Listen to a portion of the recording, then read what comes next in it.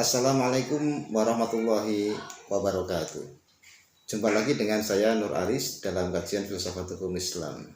Semoga kalian semua selalu dalam lindungan Allah Subhanahu wa taala. Amin Allahumma amin.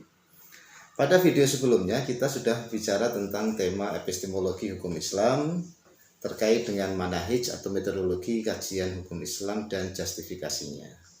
Nah, pada video kali ini kita masuk ke persoalan selanjutnya, yakni rasiologis dibalik disyariatkannya suatu hukum dalam kajian hukum Islam.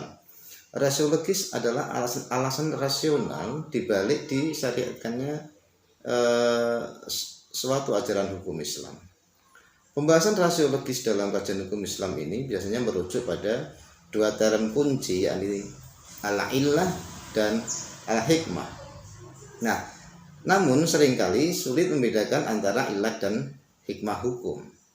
Term ilat sering ditemukan di dalam kajian-kajian qiyas, sementara hikmah seringkali ditemukan di dalam kajian-kajian falsafatut tasyri' secara umum.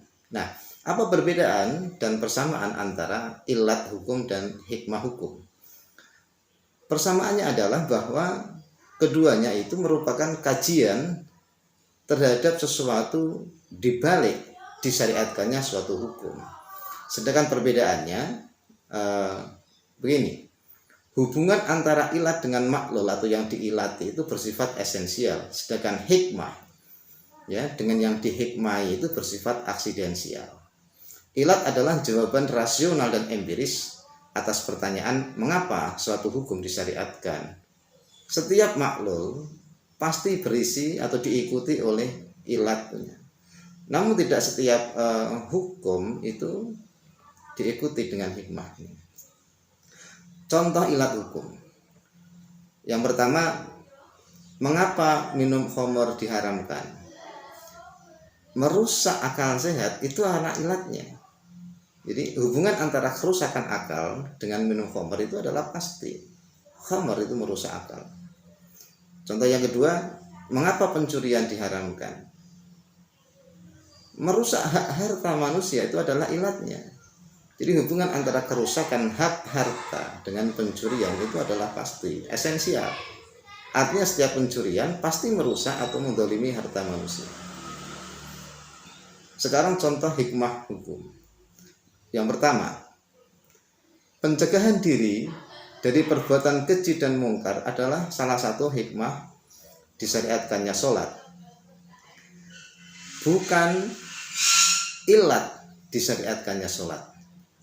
Kenapa begitu? Karena kalau itu menjadi ilat sholat, maka semua praktek sholat seharusnya dapat mencegah pengamalnya dari perbuatan keji dan mungkar. Namun faktanya secara empiris, pelaksanaan sholat tidak selalu menumbuhkan pencegahan diri bagi pelakunya dari perbuatan keji dan mungkar.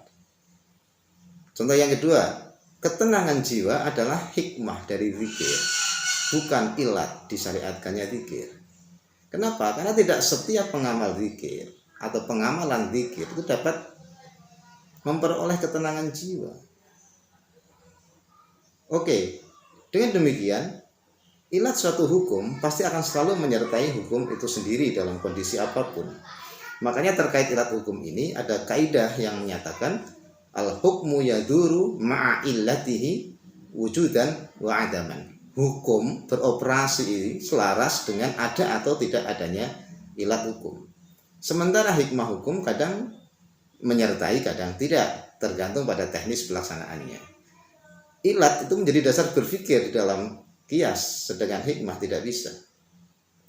Perbedaan selanjutnya antara ilat hukum dengan hikmah hukum adalah ilat itu dapat dibuktikan keberadaannya sebelum pelaksanaan, sedangkan hikmah hukum baru bisa dibuktikan setelah pelaksanaannya.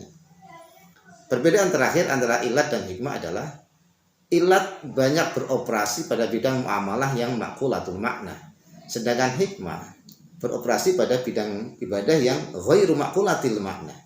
Artinya adalah dalam bidang ibadah kita sulit menemukan ilat hukumnya. Makanya ada kaidah yang menyatakan la qiyasa fil ibadah. Tidak ada qiyas di dalam ibadah. Oleh karena itu susah kita menemukan ilat. Karena memang ibadah tidak dapat diketahui ilat hukumnya. Tidak bisa kita memastikan misalnya mengapa sholat subuh berjumlah 2 rakaat, maghrib 3 rakaat, isya 4 rakaat dan lain sebagainya. Namun kita bisa dan berpotensi untuk mengetahui hikmah di balik jumlah rakaat sholat tersebut. Demikian, mudah-mudahan bermanfaat. Wallahu a'lam bishawab. Wassalamualaikum warahmatullahi wabarakatuh.